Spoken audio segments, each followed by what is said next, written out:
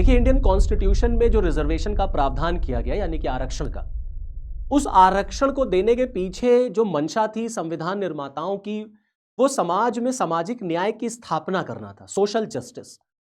और इंडिया में, भारतीय समाज में जहां तक रही बात आरक्षण की, तो रिजर्वेशन को लेकर के हमेशा समाज जो है वो दो वर्गों में बंटा हुआ नजर आता है। इसीलिए आरक्षण हमेशा से भारत में एक विवादों का मुद्दा रहा है। अभी हाल में जो सुप्रीम कोर्ट का जो जजमेंट आया है आरक्षण को लेकर के, दरअसल ये एक राजस्थान का एक केस था जिस पर सुप्रीम कोर्ट ने अपना ऐतिहासिक फैसला सुनाया है। और साफ साफ सुप्रीम कोर्ट ने कह दिया कि कॉन्स्टिट्यूशन में मेरिट को ज्यादा महत्व दिया गया है।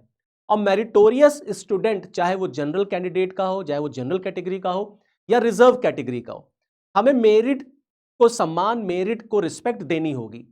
अगर कोई रिजर्व कैंडिडेट है तो उसको डबल बेनिफिट नहीं मिल सकता।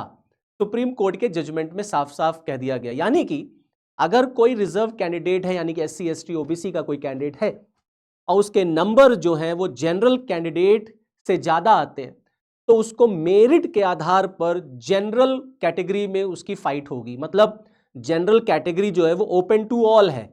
अगर कोई रिजर्व कैंडिडेट है, अब वो अगर दोहरा लाभ लेना चाहता है, एक तो मेरिट का और दूसरा रिजर्वेशन का, तो उसको दोहरा लाभ नहीं मिल सकता, क्योंकि संविधान निर्माताओं ने मेरिट को, कॉन्स्टिट्यूशन ने मेरिट को ज्यादा महत्व दिया है।